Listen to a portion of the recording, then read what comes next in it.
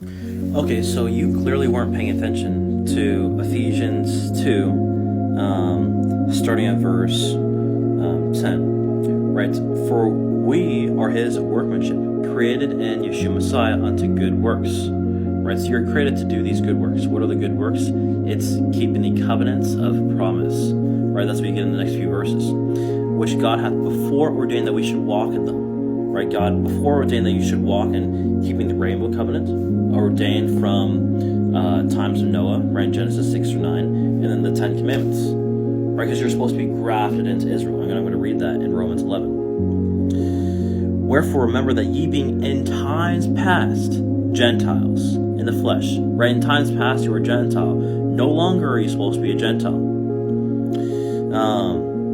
In the flesh, who are called to uncircumcision by that which is called the circumcision in the flesh made by hands, that at that time, right, when you were a Gentile, ye were without Yeshua, being aliens from the commonwealth of Israel, and strangers from the covenants of promise, having no hope, and without God in the world. Right, so when you were a Gentile, you were estranged, like you didn't have anything, you didn't have Yeshua, you didn't have God, you had no hope, you weren't keeping the covenants of promise, you weren't grafted into Israel. But now, in Yeshua Messiah, ye, who sometimes were far off from those things, are made nigh, right near, by the blood of Yeshua. For he is our peace, who hath made both one, and hath broken down the middle wall of partition between us, having abolished in his flesh the enmity, even the law of commandments ordained in ordinances. Right, so that's what Moses wrote, the sacrificial law, right, the book of the law. To make in himself of twain one new man, so making peace, and that he might reconcile both unto God in one body by the cross, the stake, having slain the enmity thereby, and came and preached peace to you which were far off, and to them that are nigh.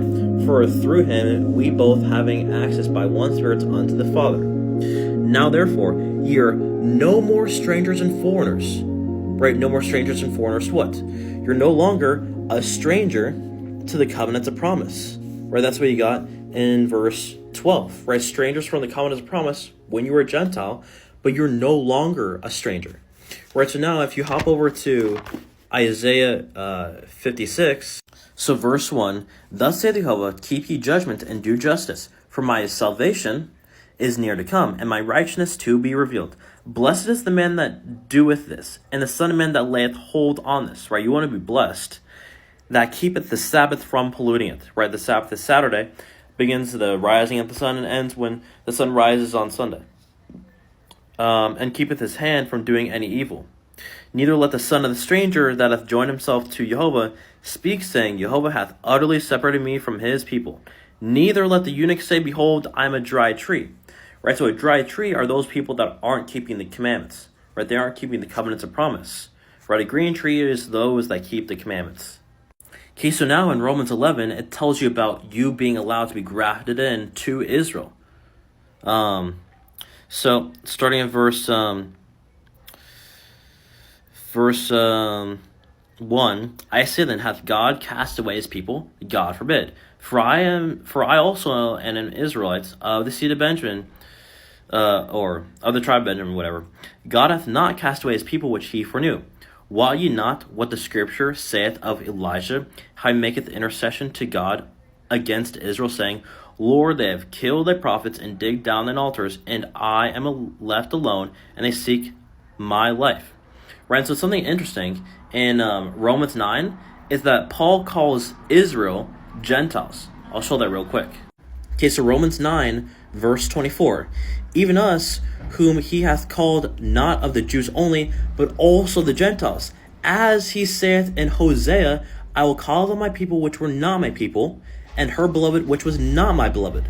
Right, so because Israel, right, ancient Israel, did this pagan idolatry stuff, which we know today as Christmas, they were called not his people, right, and they became Gentiles because God let them get carried away into captivity of the Assyrians, and then they intermingled with the Assyrians, right, and they became just like the Gentiles, right? So you read in Deuteronomy 32 how like even the remembrance of them was forgotten. And then so if you hop over to Hosea, right? The book of Hosea is talking about Israel, but Paul is talking about Gentiles. So what's going on? Well, he's calling Israel Gentiles because they stopped keeping the covenants of promise. Because the people that are Israel are those that are keeping the covenants. The people that are Gentiles are those that are not keeping the covenants, right? That's the definition. But so now back in Romans 11, verse 4, but what saith the answer of God unto him? I have reserved to myself 7,000 men who have not bowed the knee to the image of Baal. Even so then, at this present time, also there's a remnant according to the election of grace. Grace is conviction, or you got to check the Strong's Concordance G5485. It's divine influence upon the heart that convicts you to keep the Ten Commandments. And if by grace, then it is no more of works. Otherwise, grace is no more works. Or grace is no more works. But if it be of works, then it is no more grace. Otherwise, work is no more work. Right? Because it's God's grace that's convicting you to keep the commandments. It's not you just doing it yourself. What then? Israel hath not obtained that which he seeketh for, but the election hath obtained it, and the rest were blinded. According as it is written, God hath given them the spirit of slumber, eyes that they should not see, and ears that they should not hear, unto this day. And David saith, let their table be made a snare, and a trap, and a stumbling block, and a recompense unto them. Let their eyes be darkened, that they may not see, and bow down their back always. I say then, have they stumbled that they should fall? God forbid. But rather, through their fall, salvation has come unto the Gentiles. Right, and then you're going to see how in the next few verses, it talks about the Gentiles being grafted in to the olive tree. Right, so if the Gentiles are grafted into the olive tree, now they're going to be Israel.